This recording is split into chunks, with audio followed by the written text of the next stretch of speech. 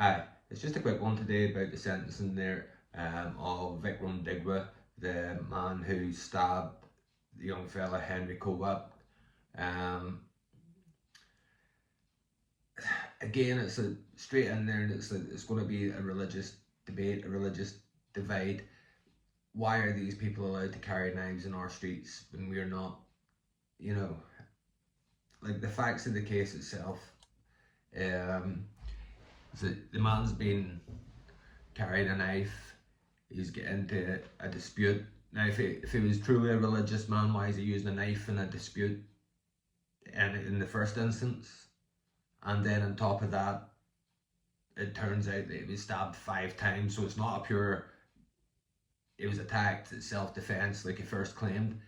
Um, so you have it on you, you grab it instinctively, defend yourself, and you get one good, everything stops, and it was 5 times, which is not quite a fit of rage, but sort of that shows that he's in control of what he's doing and he knows how many times he stops. It's a hard thing to talk about as well. Just obviously, it's like it wasn't handled right from start to finish. Even the police at the scene that said you'd seen the body cam footage. The young fella said to the police officers that he'd been stabbed. The guy didn't even bother his arse fucking looking. Didn't even give him 2 seconds to have a wee look over him. Now he's been stabbed 5 times, not once. He just goes, "Oh, sure you have, buddy." It's like straight away, and it's the reason I'm saying it's that you're going to have a religious racial debate is because the man claimed he was being racially abused, and the other man who happened to be white claimed that he'd been stabbed, and the police handcuffed him and arrested him, and they couldn't get him to the car because he had bled out because he had been stabbed. They never checked him over. They never done anything. Um, that's a disgrace. That's not even two-tier policing. That is an absolute dereliction of fucking public office. Um, it's happened too often now where there's too many stories where people are being attacked. Now, I don't care what colour you are, if people are being attacked, the place is the fucking Wild West. It's every single day. It's like Manchester, fucking dogs. London, dogs. Everywhere you see around Europe is all dogs, and there's one common denominator, and it can't go on. So I also wanted to say there as well, the guy's been given 21 years. Um, that kid will never get his life back.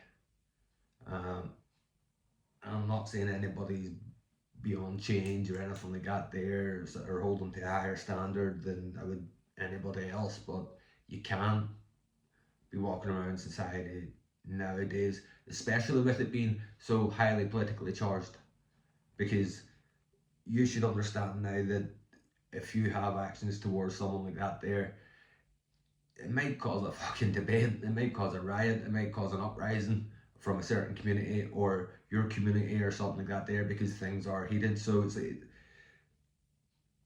I think it should. I think in the UK. I think if you take a life, especially in circumstances where you're on the street and stuff like that there, and there's no real need. They should throw away the key, just like they do in America. There should be no instance of parole. There should be no, um, good behaviour or anything like that there.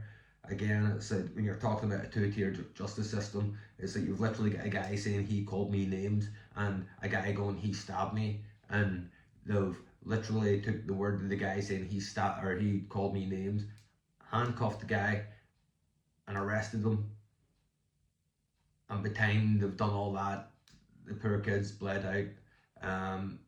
I'm just going to keep this video short. I don't really know what to say.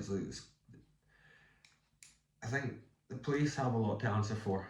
So I know it's in Southampton and stuff like that there, but the police are being recorded all over the UK at the minute, doing the same thing, allowing certain people to get away with certain behaviours, actions, and stuff like that there that we wouldn't. And I mean, if he wants to turn around and say that he gets to carry a knife because of religious reasons, anybody could twist that. I mean, in the Bible, is you're talking about, it actually talks about self-preservation before it talks about preservation of the community. So therefore, preservation of your family and your community comes first, and it has a higher, honor to it. So if you want to twist that, you could say just that, like in the Christian religion, if you're then facing like a situation where you go down the street and people are potential enemies and they're carrying weapons, it's like your religion allows you self-preservation, and you know yourself that the only way you can do that is by carrying one yourself. So it's anybody could twist any religion into, like, making everything about violence and stuff like that there. So let me know, it's like, what do you think about the knife crime? It's like, obviously I think it's that if you take away the guns, there's going to be more knife crime. There's one.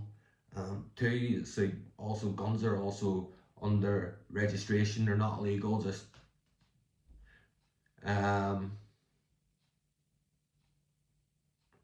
me know in the comments so what you think about the two-tier justice system. So the full outrage, I believe that, it's everybody's going out now and saying this because they've got a fucking instance where the body cam footage has been released, and it's horrible. It's for a publicity, it's horrible. For morality, it's horrible. So nobody can say anything but, oh, it's horrible. And it's like, this is probably one of the first times I've ever actually had to sit down and face this debate, because it's like, the media is complicit as well. The news is complicit, and what they do is they will take an attack or an assault or something like that there on the young girls that were stabbed at the dance studio, and then all of a sudden you're talking about digital ID because, oh well, then enemies won't come over here and steal your job. No, nobody's talking about the job. Nobody gives a fuck about the jobs at this point. You know what I mean? It's like the media, like, sort of, they talk on the subject, but they don't actually talk about what you're talking about from the subject. They're willing to go into the broad area of immigration, and how it's low information people, unfortunately. They don't care to understand it. It's maybe not important to them. It's not something they feel that really involves them, because it doesn't affect their life much and stuff like that there. And unfortunately, when they go home at night and it's like all they can do to keep up is watch the evening news, and that's what they get fed, that's what they think the argument is. And then, so if there's one good thing to come from this case, I hope it's that this is the first time that they're actually forced to sit and look at this case, or not this case, sorry, sit and look at this situation, case by case even, because there's plenty of examples of this happening now, where you could make a pretty convincing dossier of this is the situation. So it's like no longer just, oh, we think we're being discriminated against. So personally, I can say me not, so I don't feel as if I've been personally discriminated against, but then I don't really involve myself in going to, being like a public figure and stuff when it comes to like going to like the rallies or anything like that there. So like, I know a lot of them people that go there, organise them, take part in them. I know it's that sometimes they get roughed up and arrested and stuff like that there for absolutely silly reasons, just to get them off the street and away from this just silly bully tactics, and all it does is rile people up and piss them off. So as I was saying there, it's like, if there's anything good come from it, it's that for the first time as a nation, they're actually they're actually forced to look at the problem.